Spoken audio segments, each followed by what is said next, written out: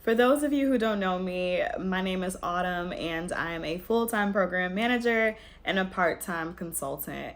I started my consulting journey a few months ago at about the end of February using a platform called UpWork.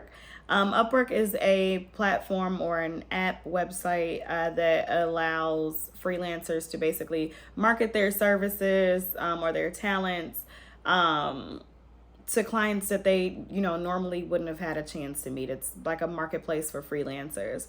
And I've been pretty successful. I started again at the end of February. Today is August 1st, and I've had 5 clients.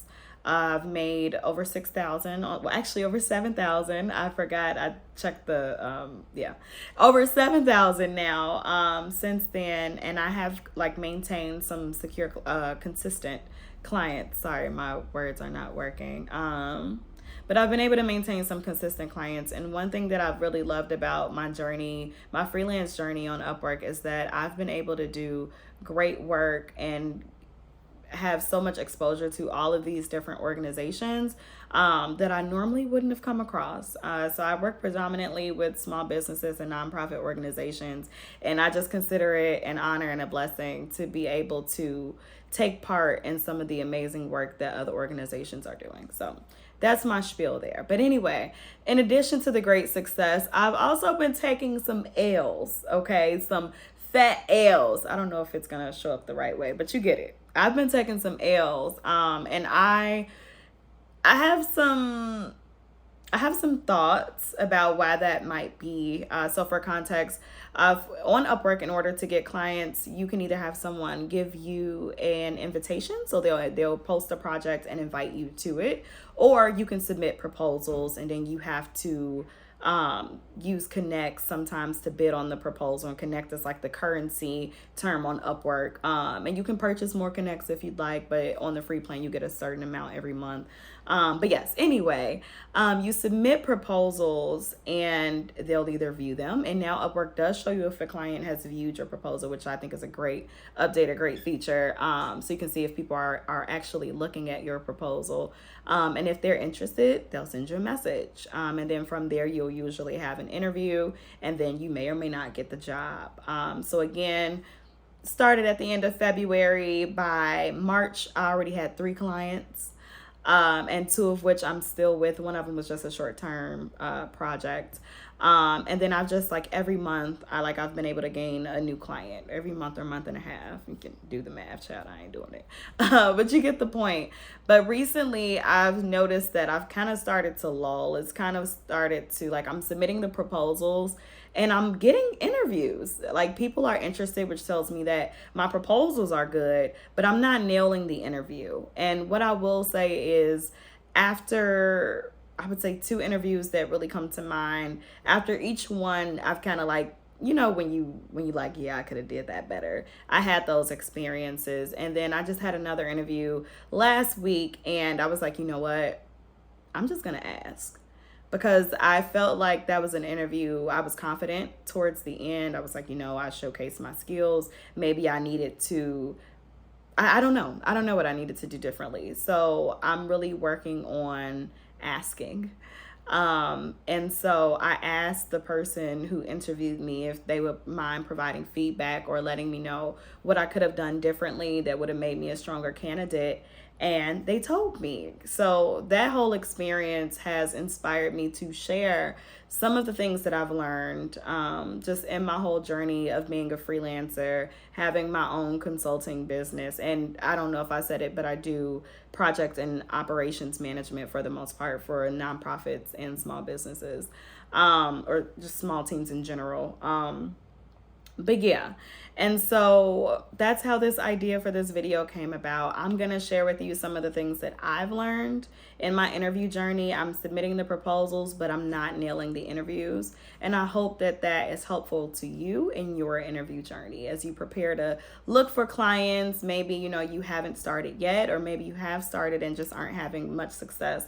I hope that these tips or these learnings can be helpful to you in your journey. Stay tuned. Okay, so before I actually get into what I could have done differently, I want to share some of the things that I know I did right. I did take notes because I want to make sure that I touch on all of the key points. So if I'm looking down, that's what I'm looking at. So rule number one is research. So when you submit the proposal, if they're interested in you and they message you, 9 times out of 10, you're going to either get a first and last name or you're going to get the company that they are associated with. I don't want to sound creepy or stalkerish, but it is in your best interest to look them up. You might be able to find a LinkedIn profile and see what company they work for, or what industry they're in, or just look up the businesses, because sometimes the job descriptions are kind of vague. So it might just say we're a small team, or we're a small marketing agency, or we're a small nonprofit, and you can learn so much more if you and prepare even better if you take the time to actually research prior to. And I did tell in one of my first interviews with the client that I did secure, I shared, she was like explaining what the organization does. And then I was able to say, yeah, I saw that you do blah, blah, blah. And she was like, oh, I was hoping that you would look it up. So, because, people are busy, right? And they're looking for someone to help them with something. And if you can relieve the burden, and show them that you already, before you even got the job, before the interview, you've done the groundwork and the preparation to actually do the research, then I think that already puts you so many steps ahead. So that's rule number one.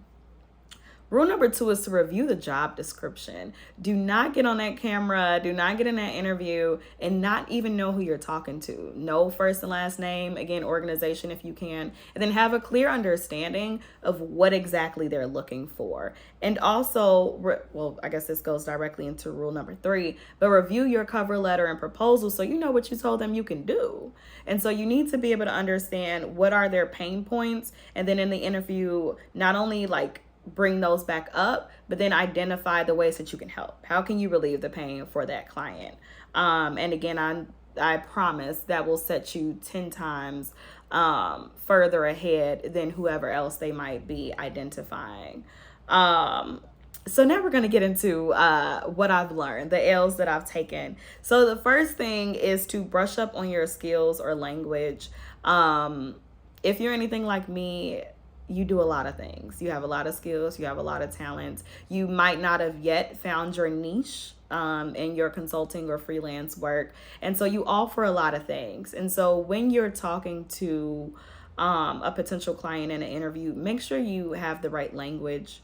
Make sure you are up to date on the latest skills. Like if you use project management software, or if you use CRM stuff like HubSpot or Salesforce, make sure you are up to date with the latest information for that, because the worst thing ever is to get into an interview with someone who knows more about whatever they're asking you to do than you, because then it's like, how are you gonna help me? We're going to cue the crickets here. I don't know if I'm going to be able to figure out how to do that with the tech, but if I can't, before when I'm editing this video, let's just imagine there's crickets. Hire you for what? Right. So that is rule number one. Make sure that you can do whatever you told them that you can do, and make sure that you can sell it in the interview. That should be common sense, but sometimes it ain't that common, or sometimes, we just get so busy that it's difficult to kind of just brush up on those skills. Then you're in an interview and they ask you a question and you shoot, I did mean to review that. That happened to me. So no shame in your game if it did, okay? It happens. Number two, after the interview, send a follow-up. It should be not just a thanks, it was nice to talk to you, but include a recap. Include a recap of what you talked about, include a recap of what their pain points were, and remind them of the things that you offer. You can just type that in the regular message. If you've gotten their email, you can send that in an email, even though I don't know if that violates terms of service. I don't know. I haven't done that though, if anyone from UpWork is watching. But no, really, follow up via message, just summarizing the call, their pain points, what you offer, maybe timeline if that's relevant. A lot of folks want a scope of work, and it doesn't hurt if you really want to go another step. Canva's free. You can go to Canva. You can basically create the summary on like a one pager or like a slide deck, basically showing what you offer. And then it makes you look even more polished and even more professional to the potential client. So that's number 2. I did have a client and we interviewed. We had great conversation. And I didn't follow up as professionally as I could have. And granted, I had a lot of other things going on, but it's like, do you want the client or not? So what are excuses? If you know, you know. Anyway, finally, so this is the last client I had an interview with last week. And this is the person who I asked what I could have done differently that would have made me a stronger candidate. And she said that, my experience was great. It was obvious that I knew what I was talking about. We had good rapport. All of those things were great. The only difference was there was another candidate that they interviewed who had experience as an assistant doing like administrative work. And when I read that, like my heart dropped because I have that experience too. But I didn't share it. I didn't feel the need to. It's like, oh, I'm applying for this job. Why am I sharing that? But in that moment, it was like, Autumn, you better sell yourself. You better sell yourself. And I didn't. And I did myself a disservice. And I will say, I believe that what God has for me is for me. So I'm not stressed. I'm not pressed about it. But it was just another learning for me. And so I'm glad that I'm doing this video because it's reminders for me to always sell myself. And it's not just on UpWork or when I'm like recruiting clients and whatever I'm doing. Like, let the world know the talents that you have and just all of the different gifts or services that you can offer them, because you never know. And that might be the difference between getting the job and not getting the job, landing the client and not landing the client, getting the promotion and not getting the promotion. Sell yourself. Let the world know all the great shit that you do. Okay? So that is all I have for today. I hope that this was helpful, and I hope that you can learn from the mistakes that I've made, and I hope that you can use them to inform how you approach interviews. And even if it's not on a platform like Upwork or Fiverr or anything like that, I think these are skills that you can take with you in your everyday life. If you do freelance work or contract work and you like recruit clients, or even in a general job interview, you know what I'm saying? I think these would be helpful for you in any industry, any interview.